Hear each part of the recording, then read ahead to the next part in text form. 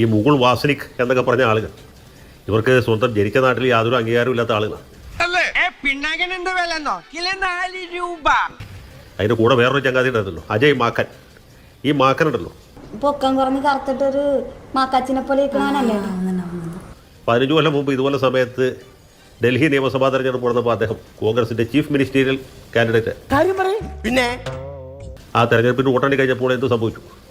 ഇദ്ദേഹം തോറ്റുപോയി എന്നുള്ളതല്ല, അദ്ദേഹത്തിന്റെ കൂടെ മത്സരിച്ച് ഒരാൾ ജയിച്ചില്ല എന്നുള്ളതുമല്ല, ഇദ്ദേഹത്തിന്റെ ജാമ്യസംഖ്യ നഷ്ടപ്പെട്ടു. നീ പറഞ്ഞിട്ടല്ലേ 25,000 രൂപ ചക്കച്ചോള പോലെ എണ്ണിയാൻ ഇവിടെ കുഴിച്ചിട്ട് ചൊളയും പോയി രൂപയും പോയി.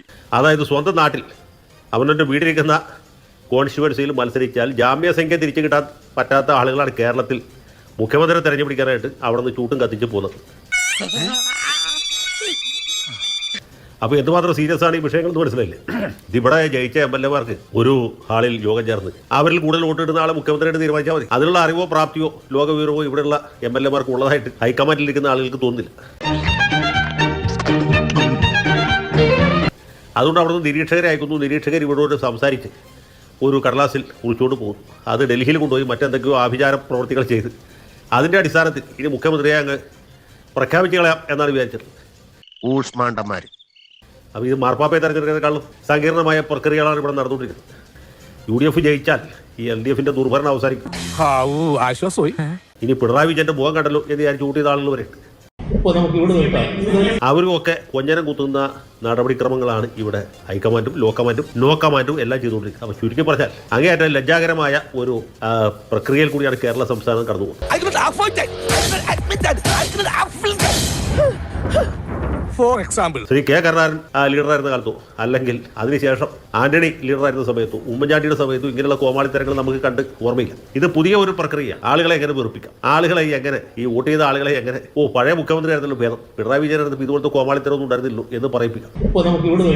അതാണ് ഇതുകൊണ്ടുണ്ടായിട്ടുള്ള ഒരേ ഒരു മെച്ചം. പിന്നെ ഓരോ നേതാവും മത്സരിച്ച് ഫ്ലെക്സ് ബോർഡ് വെക്കും, അതിൽ അനുയായികൾ മത്സരിച്ച് കരിയോയിലുണ്ട്. ഇങ്ങനെയുള്ള തമാശകളും ഇപ്പൊ ഈ തവണ കാണാൻ കഴിഞ്ഞു, ഇതൊന്നും മുമ്പ് കണ്ടില്ലാത്ത. അപ്പൊ ഇങ്ങനെയൊക്കെയുള്ള തമാശകളിൽ കൂടി നമ്മൾ കടന്നു പോവുകയാണ്. ഇവിടെ ജനപിന്തുണയുള്ള ഒരു നേതാവ്,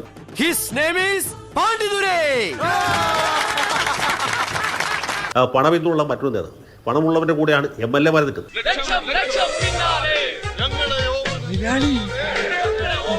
കണ്ടോ കണ്ടില്ലെങ്കിൽ കണ്ടോ, ഇന്നലെ വരെ പിച്ചക്കാരനായിരുന്ന മുതലാളി ഇന്ന് പണക്കാരനായി ആവേശത്തിന് തിരിച്ചു വന്നിരിക്കുന്നു. പക്ഷേ ജനങ്ങൾ നിൽക്കുന്നത് MLA-മാർക്കും ഈ പണമുള്ള നേതാവിനും എതിരായിട്ടാണ്. ഇതൊന്നും കണ്ടിക്കാൻ പറ്റില്ല, ഞാൻ പോണേണ്.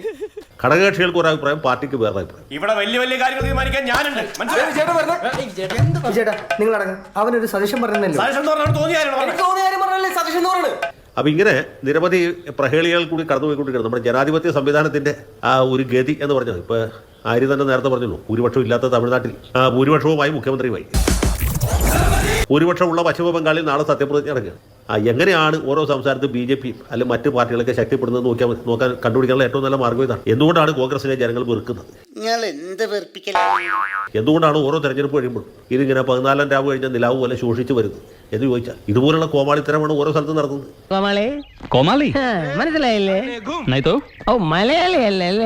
കേരളത്തെ സംബന്ധിച്ചിടത്തോളം കോൺഗ്രസ്സുകാരുടെ ഇടയിലോ അല്ലെങ്കിൽ സാധാരണക്കാരുടെ ഇടയിലോ വോട്ട് ചെയ്ത ആളുകളുടെ ഇടയിലോ യാതൊരു ജനപിന്തുണയും ഇല്ലാത്ത ഒരു നേതാവിനെ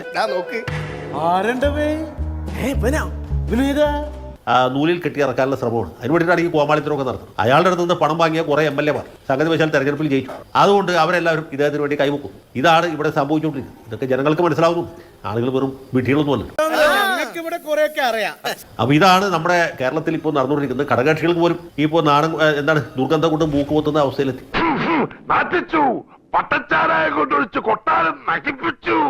മുസ്ലിം ലീഗിന്റെ കേരള കോൺഗ്രസിന്റെ ഒക്കെ നേതാക്കന്മാർ ഈ കാര്യം നേരത്തെ തന്നെ സൂചിപ്പിച്ചു കഴിഞ്ഞു. പക്ഷേ കോൺഗ്രസ്സുകാർക്ക് മാത്രം ഒന്നും ഒരു പ്രശ്നമില്ല. എത്ര നാറിയാലും കുഴപ്പമില്ല.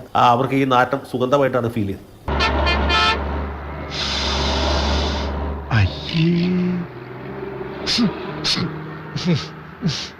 ഒരു മുഖ്യമന്ത്രി കസേരയിലല്ല, അങ്ങനെ ഒരു ആഗ്രഹവും വ്യക്തിപരമായിട്ട് വെച്ച് പുലർത്തുന്ന ഒരാളല്ല ഞാൻ എന്ന് ഞാൻ ക്ലിയർ ആയിട്ട് നിങ്ങളോട് മാതൃഭൂമി ചാനലിലൂടെ പറയാനാണ്. പിന്നെ എവിടെ വെച്ചാണ് ഈ ക്രിസ്റ്റൽ ക്ലിയർ ആയ അഭിപ്രായം മാറിയിട്ടുണ്ടാകുക? അല്ല, ആദ്യമേ അത് തന്നെ ആയിരിക്കും അഭിപ്രായവും. മനസ്സിൽ അത് വെച്ചുകൊണ്ട് മറ്റൊന്ന് പറയുകയായിരുന്നു എന്ന് വേണം മനസ്സിലാക്കാൻ.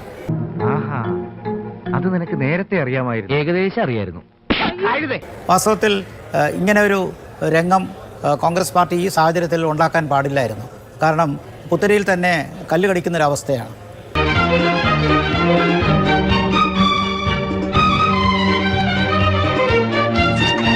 അല്ലെങ്കിൽ ഒരു അമ്പയർ തന്നെ കളിക്കാൻ രംഗത്തിറങ്ങുന്ന പോലെ. കാരണം 5 സംസ്ഥാനങ്ങൾ ഭരിക്കുന്ന ഒരു പാർട്ടിയുടെ ഹൈക്കമാൻഡിൻ്റെ ഒരു പ്രധാനപ്പെട്ട നേതാവായ ഒരാൾ ഒരു ചെറിയ സംസ്ഥാനത്തിലെ മുഖ്യമന്ത്രിയാകാൻ അസംബ്ലി തെരഞ്ഞെടുപ്പ് മത്സരിക്കാതെ കെട്ടിയിറക്കി ഒരു മത്സരം അടിച്ചേൽപ്പിക്കുന്ന ഒരു സാഹചര്യം. ഈ സാഹചര്യം ഉണ്ടാക്കുന്നത് കോൺഗ്രസ് പാർട്ടിക്ക് ക്ഷീണം ചെയ്യും. നീ എവിടെ നിന്നാണ് വന്ന മരഭൂതമേ?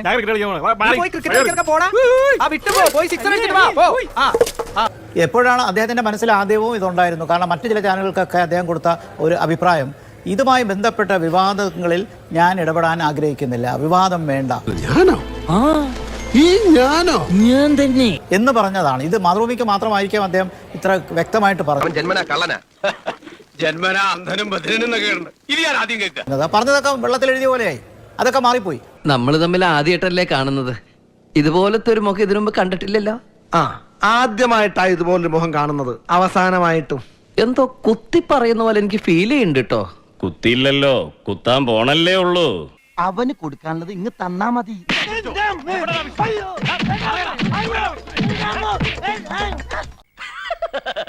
തൽക്കാലം ഇത്രയും മതി. വരട്ടെ.